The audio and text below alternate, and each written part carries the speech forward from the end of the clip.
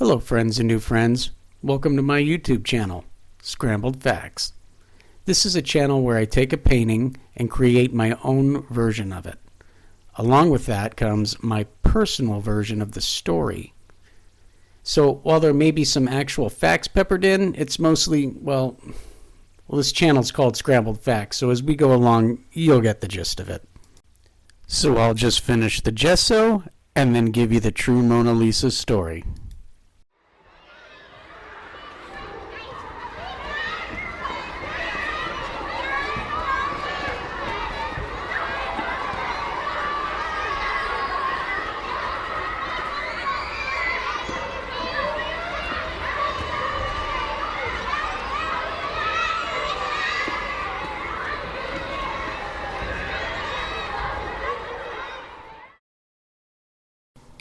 Okay, so in some historical hidden records, it was said that Leonardo had actually painted two versions of the Mona Lisa. This is completely true, and in my version of the historical events, I'll explain why this was actually done. So, in the year 1506, King Louis had appointed Leo as his head painter. Leo was like, well, cool, thanks for the title, but I think I'm going to go home to my pop's place. I'll leave the painting of babies on churches to Mike. Leo went home to Florence and took over his dad's place.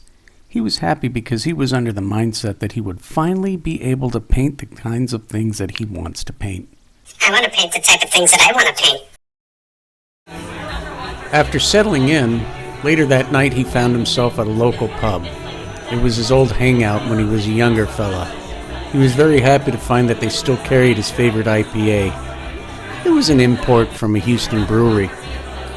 Well, it didn't take long for company to arrive. Only halfway through his IPA, a large, shadowy figure in a bulbous coat and a hat with a feather walks in. It was Francesco del Ciacondo, a textile importer who was in cahoots with the pirates. But you're not supposed to know that till later. I didn't tell you, so keep quiet about it. Francesco recognized Leo immediately. I know you. You're the neighbor who moved in down the street. Aren't you the Da Vinci kid? Yeah, it's me, Leo. I'm taking over my pop's place. Rest in peace. Rest in peace. Your father, he was a good fella. He used to cook the books for my business. Bartender, I'm gonna need you to fill up my friend's beer over here. So, kid, your father says that you went off to be a painter. So what do you paint? Fruit and people and shit? Yeah, I paint stuff like that. What do you do for business? Oh, so you don't know about me? When my girlfriend's father passed away, I took over the business and made it a huge success. Yeah, kid, you're looking at the Textile King. The Textile King? What the hell is that? Oh, well, I'm gonna tell ya. Well.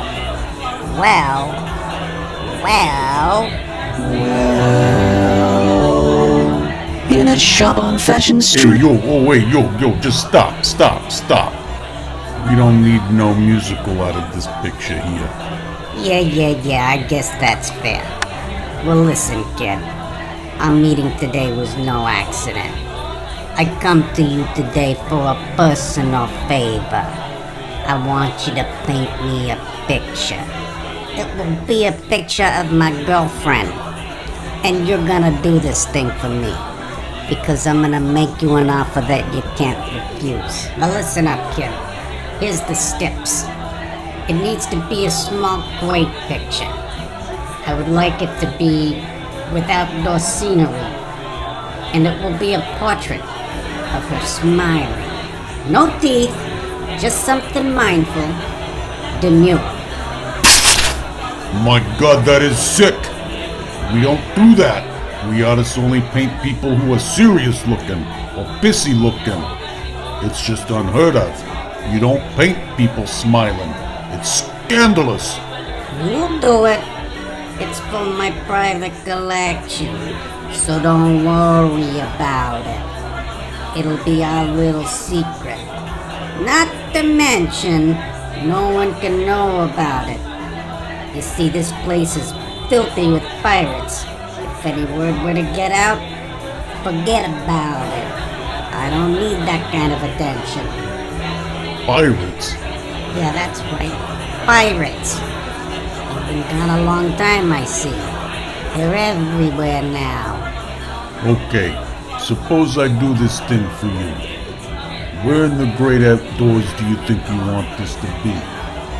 Now that's a good question. I don't know. Maybe over here. I don't know, maybe over there. Oh, hey, look, a strawberry. Oh, yeah, look. It's a strawberry. So the day had finally come for Leonardo to paint his portrait. Little did he know that this would be only the first of two that he would be painting of Miss Mona. With the very first broken promise made, Francis had made this a huge event. He was determined that Leonardo was to be able to capture a natural smile from his captive beauty. A huge Renaissance fair was conducted in the honor of this event. Just due to this taking place in the Renaissance period, they just called it a fair. Francis had people with varieties of food being sold, people selling their wares, clothing, jewelry, lager, and even blacksmiths. Francis had prepared entertainment such as actors, mimes, jugglers, and music bands. Limp Biscotti showed up for the opening event. All this in aid to get his beauty to just crack a smile. As the painting took place, Leo and Mona found themselves at the center in the midst of the fair. Leo had acquainted himself with Miss Mona as he painted away. It was quite the spectacle. People gathered and began to take notice of both his remarkable capture of her likeness and her provocative smile. "Scandalous" was whispered frequently. Scandalous. Well, the final product was a true reflection of intricate detail. It was a true success, and Francis was extremely pleased. The painting had made it home to Francis unscathed, just as planned. Leo was paid, and the fair was a hit. But this is not the end of our story, not by a far. You see, the painting was like no other. It was something that was just not done before, and it was soon to become a historical event.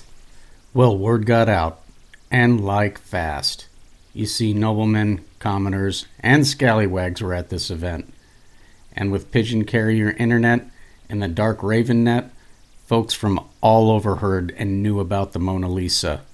Worst over, pirates got word of this. The most dangerous pirates are now on the hunt to get their hands on this painting. They are notorious, and they will stop at nothing. I will stop at nothing. Some of these pirates that came along were like Tony and his phony Bolognese. The other pirates you had to worry about were the twins, Tony and Rigatoni. Forget about it. Then there was Tony Spumoni. Well, he's just partially nuts. As Florence began to get infested with pirates, Francesco found that it was just best to keep his girlfriend safely hidden at home in hopes that things would die down in a bit. But later in the evening, Francesco found himself wandering into the pub again for a brew. It was then he ran into Leo again. Oh, it's you again. What do you want? You want to stir up some more trouble or something? Oh, hey, kid. Yeah, so about that. Yeah, I made a mistake or something. Sorry about that. It was at that moment when a man bursts through the bar door. A glass crashes to the floor and breaks. I said a glass crashes to the floor and breaks. Jeez, the timing on this thing. A man in an all-red tight bodysuit and a red mask covering his face. He is armed with a pair of foreign swords at his back, as well as a pair of foreign pistols at each hip. Everyone in the pub went silent. All eyes were on him.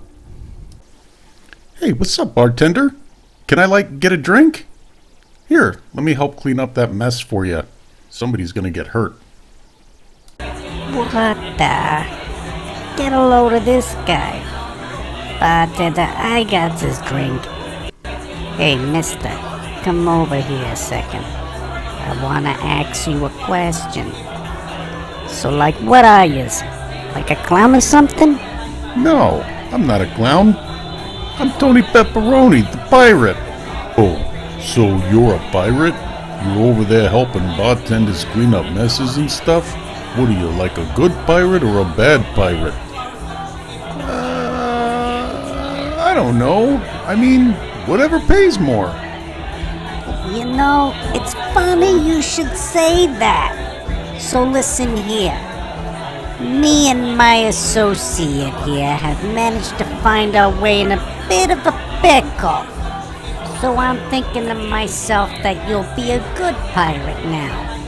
And I will pay you to do so. You will do this thing for me. I'm gonna need you to watch my girlfriend and keep her safe.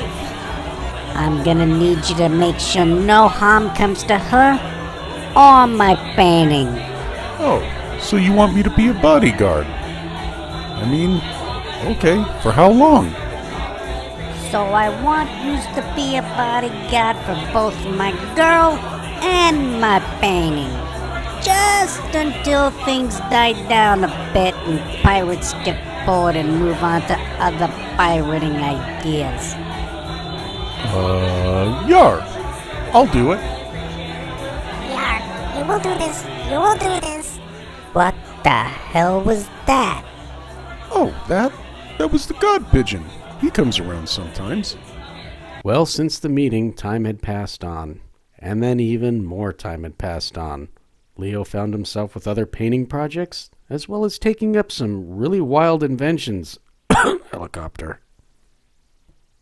So during this time, Tony Pepperoni had never left Mona's side. They did everything together and went everywhere. Tony Pepperoni found himself fighting off pirates, thugs, scallywags, and even commoners just looking for a quick payday. And while all this was happening, Francesco, formerly known as Al Dente, the nudes pirate, he had been plotting and planning. Francesco had been consorting with pirates to get some of the finest fabrics and textiles from around the world. He had become accustomed to being dressed in his new life. Like most pirates, greed just took over. It isn't enough to be textile king. He wants more. He had put the word out that the one-of-a-kind smiling portrait was something that he might be able to get a hold of. The painting could belong to the highest bidder. But not only that, the girl in the portrait was for sale as well. He would make a handsome sum on the painting, get rid of the girl, and the textile business would be all for his own.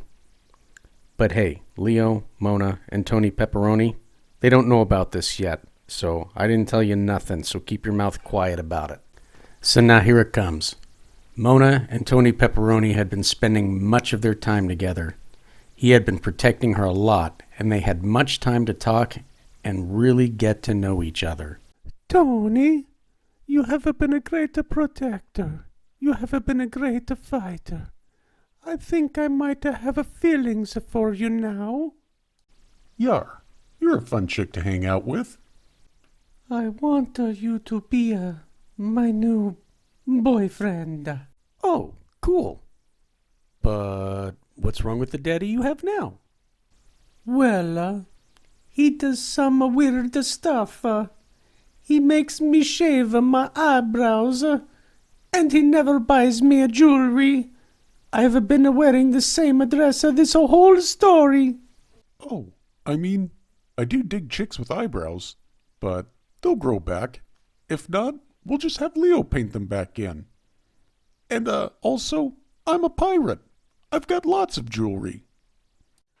Oh, fine. Maybe we should kiss or something. Oh, fine. Okay. Maximum effort.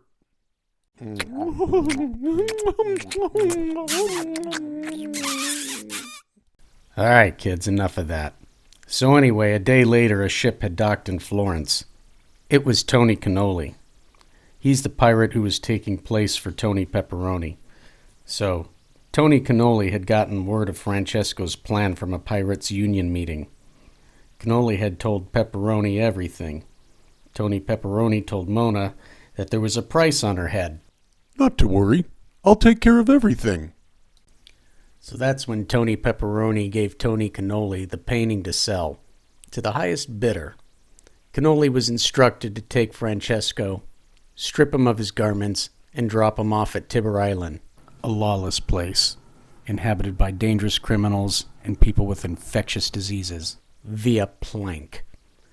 So then Mona would leave the textile shed in the hands of her trusted friend, in whom I've never made mention of during this whole story. Well, the plan was then that Mona would sail off with Tony Pepperoni and travel from land to land with him looking into import the most rare of clothing and textiles. And Tony Pepperoni would do boy pirate stuff too. But there was one last thing that just needed to be done. It was a thing that would change history forever. A thing that would give Leonardo da Vinci his fame forever. Later that evening, Tony Pepperoni and Mona paid Leo a little visit at the pub. Oh, hey, you twos. What's going on? So, Tony Pepperoni and Mona caught Leo up on all that had happened. They explained that Francesco disappeared and he wouldn't be seen again. So, Francesco disappeared, and he's not going to be seen again. But we need one last thing from you. We're going to need you to redo the painting. Still smiling, still outdoors, but this time, no fair, no pirates, and you hang on to it to keep it safe. I will do this thing for you. Where do you want it to take place? I don't know. I was thinking maybe over here. Or wait, maybe over there. Oh, hey look, it's a strawberry. Oh, yeah, look at that. It's a strawberry. And just as promised, Leo painted the portrait. He did this free from people, events, and scandal. And that is how this very specific historical painting that we all know of to this day had come about. Okay, the show is over. You can go home now. Think about subscribing first.